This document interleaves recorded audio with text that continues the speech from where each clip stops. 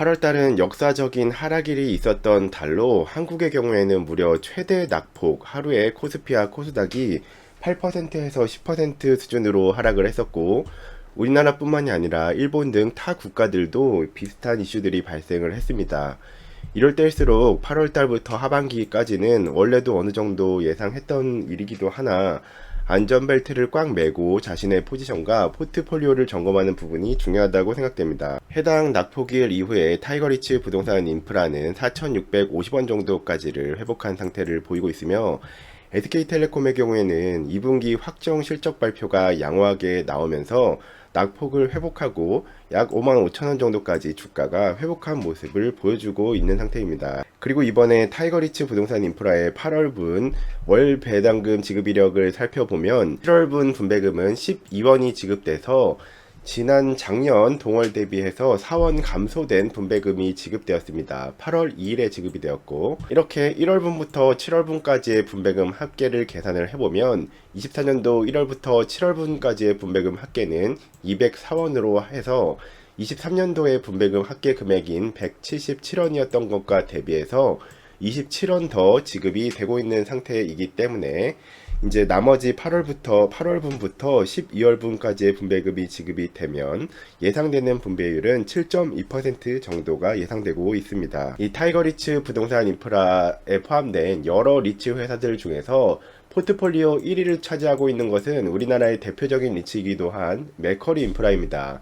이 맥커리 인프라는 다들 먼저 소식을 들으셨을 것 같은데 배당금 감소 이슈가 있었고, 이 부분 때문에 2분기 실적 발표 자료를 찾아보게 되었는데, 이 요약을 해드리면 맥커리 인프라의 상반기 EPS가 기존에 이제 523원 정도에서 이 EPS는 주당 순이익을 의미하는데 508원으로 15원 정도, 약 3% 정도 감소한 모습을 보여주고 있었습니다. 이 오랜 기간 인상된 분배금을 계속해서 지급하던 맥커리 인프라가 분배금 배당금을 이제 삭감했다는 것은 많은 투자자들에게 실망감을 안겨주어서 맥커리 인프라의 현재 주가는 계속해서 좀 안 좋은 모습들을 이어가고 있는 형태입니다. 이 맥커리 인프라의 2분기 실적 발표 자료를 보면서 흥미로운 부분들을 좀 공유를 드리면은, 일단 포트폴리오 구성 자체가 유료도로가 59%로 표기가 되고 있었습니다. 이전에는 다들 아시던 것처럼 맥커리 인프라는 주요 우리나라 인프라 중에서도 좀 도로 부분의 비중이 굉장히 높고, 그 중에서도 특이한 부분이 정부에서 이제 최소 수입을 보장해주는 이런 도로들이 많이 가지고 있었는데, 여기서 제 눈에 띈 것은 이제 디지털 10%라는 포트폴리오 구성이 추가된 부분으로, 이 부분은 하남의 데이터 센터 부분이 포트폴리오에 추가가 되었습니다. 이렇게 해서 현재 맥커리 인프라는 포트폴리오가 도로 59%, 항만 8%, 철도 3%와 도시가스 20%와 디지털 10%로 해서 유료 도로의 비중이 점점 낮아지는 모습을 확인할 수 있었습니다. 타이거리츠 부동산 인프라에서도 가장 높은 비중으로 투자가 되어 있고, 많은 비중은 아니지만 직접적인 투자도 하고 있는 입장에서 이 사업 운영 방향성이 어떻게 변화하는 것은 굉장히 큰 관심 포인트 중에 하나였는데, 24년도에는 특히 서울 춘천 고속도로가 24년도까지 이렇게 초록색 그래프로 되어 있는 부분이 정부에서 수입을 보장해주는 기간인데, 이 부분이 이제 서울 춘천 고속도로가 만료가 되었고, 인천대교 또한 24년으로 되어 있습니다. 즉 서울 춘천 고속도로와 인천대교가 정부에서 수입을 보장해주는 기간이 만료가 되는 해이며, 그 다음에 내년도 25년에는 백양터널이 수입 보장 기간 및 실시 협약 기간 자체가 종료가 되는 형태가 되기 때문에, 이렇게 정부에서 수입을 보장해 주는 기간이 도로들이 이제 중단이 되고 있고, 그 다음에 협약 기간이 종료되는 도로도 이제 차츰 이렇게 점점 해가 지나가면서 24년도에는 이렇게 두 가지 도로가 정부에서 수입 보장을 하는 것이 중단이 되고, 5년도에는 백양터널의 협약 기간이 중단이 되고, 그리고 이제 27년도에는 수정산 터널이 또 정부 수입 기간과 실시 협약 기간이 동시에 만료되는 것입니다. 그리고 28년도에도 광주 제2순환도로 1구간이 이렇게 종료가 되면서 1년 또는 2, 3년마다 계속해서 정부 수입 기간이 만료되거나 협약 기간이 종료되는 도로들이 찾아오고 있습니다.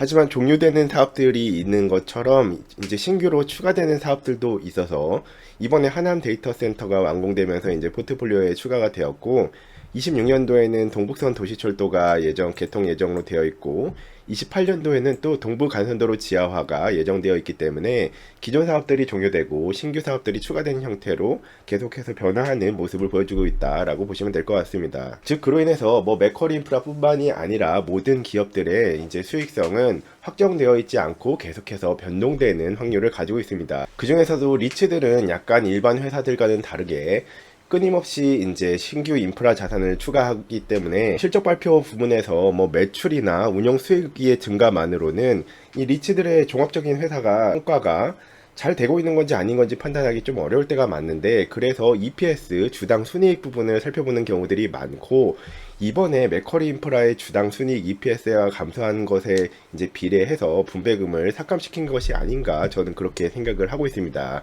23년도 상반기에는 385원을 지급하던 것이 380원을 지급하면서 5원 정도가 감소한 것이죠. 이렇게 24년도 상반기와 23년도 상반기에 재무성과만을 살펴보면 운영수익 부분은 이제 오히려 증가를 한 측면으로 확인이 되고 있고, 당기 순이익 또한 23년도 상분기보다 24년도 상반기가 오히려 증가한 형태로 확인을 할 수 있지만, 이제 리츠 회사들의 부분이 앞서 말씀드린 것처럼 이런 부분으로 이제 더 잘 운영이 되고 있다, 더 수익이 증가하고 있다라고 판단하기는 좀 어려운 부분도 있습니다. 그래서 이제 이 투자자의 입장에서는 주당 순이익이 증가하고 있는가 측면을 바라봤을 때 2.9% 정도가 감소한 영향이 있었으며, 이로 인해서 이제 좀 분배금을 적게 지급하지 않았나 그렇게 생각을 하고 있습니다. 상반기뿐만이 아니라 2분기 성과를 비교해 봤을 때에도 역시나 동일하게 운영 수익과 이제 운영 당기 순이익은 증가를 했으나 역시나 EPS는 기존의 23년도 2분기에는 136원이었던 부분이 127원으로 감소한 부분을 확인할 수가 있습니다. 이번에 맥쿼리 인프라의 포트폴리오 10%에 추가가 된 이 데이터 센터의 위치를 살펴봤더니 이제 위치상으로는 이렇게 서울특별시 우측에 있는 하남 쪽으로 표시가 되고 있으며, 경기도 하남시에 12층 규모로 이제 데이터 센터가 지어졌고, 서버 렉수 이거는 이제 기업들이 임차를 해서 여기에다가 서버를 이제 적재해서 안정적으로 운영하는 그런 건물로 치면은 총 호수 정도로 생각을 하시면 될 수도 있을 것 같습니다. 임차는 LG CNS에서 하고 있는 형태였고, 이런 데이터 센터의 구조는 이제 주요 임차인은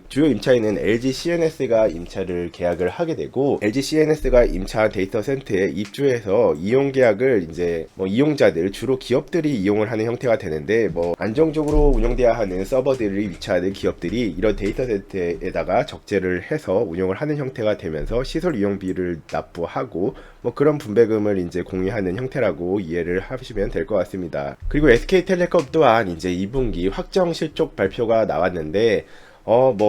SK텔레콤의 2분기 IR 자료도 살펴봤지만 크게 1분기와 특이사항이 많이 발생한 것 같지는 않아서 요약본으로 이 부분은 정리를 했습니다. 일단 영업이익 부분이 2분기에 원래 작년도 2분기는 4,600억 원 수준이었는데 5,375억을 찍으면서 16%가 증가한 모습이 확인되었습니다. 순이익은 거의 변화가 없어서 작년에는 3,478억을 찍었는데 이번 2분기에는 3,502억 원을 찍으면서 0.7% 정도 증가한 모습이었습니다. 전년도 상반기와 올해 상반기를 비교한 자료에서는 이제 23년도 상반기에는 9,582억 수준이었는데 올해 상반기는 1조 원을 넘기면서 1조 360억을 영업이익을 찍었고 총 합계로는 8%가 증가한 모습이었습니다. 순이익 부분도 이와 유사했는데 6,500억 정도 작년 상반기에 이제 실적이 나왔던 것이 이제 24년도 상반기에는 7,121억을 찍으면서 9%나 증가한 모습이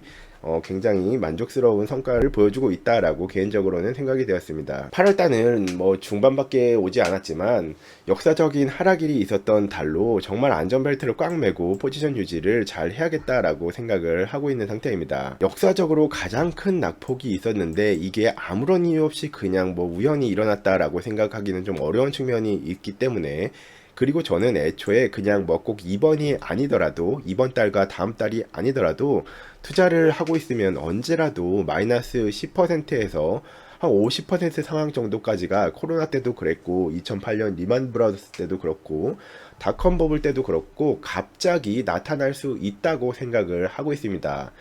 그리고 그 확률이 높을 수밖에 없는 객관적 데이터들이 너무나도 겹겹이 발표가 되고 있는 상황이기 때문에 이 중에서도 장단기 금리차 역전 일수가 700일 이상이 되고 있어서 예전에 대공황 수준일 정도로 너무나 심각하게 역전일이 계속 누적이 되고 있다는 점과 미국 실업률이 4.3% 이상이 되었을 때 어떤 일이 발생되었는지 등등등 너무 여러 가지 지표들이 확률 싸움상 안 좋은 지표들이 너무나 계속 쌓여만 가고 있는 상황인 것 같습니다. 그런데 이럴 때 가장 고민이 되는 부분은 역사적 침체 확률이 75% 정도 된다라고 저도 생각을 하고 있는데, 그런데 이제 그렇다면 어떻게 할 것인가. 투자자 입장에서는 완벽히 타이밍을 예측하며 모든 주식을 팔고 현금 100%로 바꿔놨다가 절묘하게 다시 들어오는 식의 운영이 가능한가? 이런 부분들을 꿈꾸지 않는 투자자는 없겠지만, 결론적으로는 이건 저는 불가능하다고 생각을 하고, 앞서서 투자를 운영하고 있는 투자의 대가 분들도 하나같이 모두 불가능하다라고 얘기를 하기 때문에 이럴 수도 없는 것 같습니다. 즉 예측할 수가 없다는 뜻인데, 그렇다면 내 실력과 환경, 나이, 현금 흐름 등등을 고려할 때 그래도 미니멈 시장에 그냥 참여할 최소 비중은 어떻게 정할 것인가를 정해서 몸담고 있는 부분이 중요한 것 같습니다. 혹시 과도하게 그냥 좀 운을 바라면서 이번에는 다를 거야, 그런 일이 생기지 않을 거야 라고 생각하면서 과도한 비중을 참여하고 있지는 않은지를 잘 고민해 볼 필요가 있는 것 같습니다. 이러한 부분은 현재 자신의 포트폴리오가 주식 50%, 현금 50% 또는 채권이랑 금, 현금을 포함해서 50% 상태라면 이런 것들이 이제 대표적인 자산 배분 전략, 국민연금이라든지 주로 자산운용 기관들에서 선택하는 전략인데, 또는 이제 주식이 현재 나는 저런 상황을 대비해서 40%에서 30%, 현금 등 안정자산이 60에서 70% 상대라면 꼭 이번이 아니더라도 갑자기 겪게 될 큰 위기 상황에서 나는 언제 어떻게 어느 정도 비중의 행동을 할 것인가를 철저히 준비해 놓는 것이 정말 중요하다고 생각합니다. 저는 꼭 이런 이벤트 때가 아니더라도 자산 배분 전략을 애초에 올해도 포트폴리오라든지 국민연금 같은 수익률이 버라이어티하지 않더라도 높은 한 자릿수 수익률을 가장 안전하게 얻으면서 돈을 잃지 않을 수 있는 전략에 집중하고 있기 때문에 항상 주식의 비중이 50%를 넘어가지는 않습니다. 대부분의 경우에 50%가 넘어가지 않고 정말 확신이 들었을 때에도 최대 60% 이하로 운영을 하고 있기는 한데, 지금 같은 상황에서는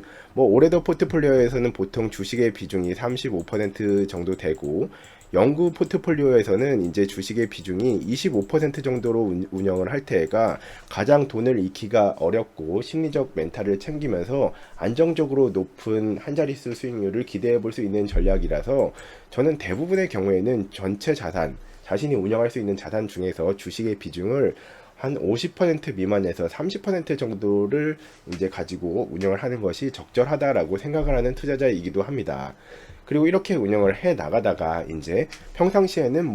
높은 한 자릿수 또는 운영의 성과에 따라서 12%에서 15% 정도까지도 변동성 때문에 수익률이 찾아오기는 하지만, 그런 상황에서는 이제 평타 수익률을 계속해서 가지고 가다가 살아가면서 필연적으로 만나게 되는 마이너스 10%에서 50% 상황에서 내가 어떠한 전략을 취하는지에 따라서 꼭 이 투자는 매달 돈을 벌지 않아도, 그리고 1년 단위로는 한두 차례만 제대로 벌더라도 수익률이 극대화되는 측면이 있는 영역이기 때문에, 그리고 전체 자산 관점에서는 5년에서 10년에 한 번 정도만 이런 빅 이벤트만 제대로 생존을 하면서 어느 정도만 이제 대응을 잘 해나가도 수익률이 굉장히 큰 차이를 발생하게 됩니다. 그런 거는 떠나서 일단 자기가 참여하고 있는 주식에 대해서 안정적으로 지키면서 방어하고 돈을 잃지 않는 정도만 돼도 저는 괜찮다고 생각은 하지만, 이런 이 상황이 발생했을 때 수성군으로 빼둔 전체 병력을 어떤 비중으로 어떤 대상들에 이제 대응을 할 것인가를 꼭 올해가 아니더라도 올해 발생할 확률도 높고, 제 생각만이 아니라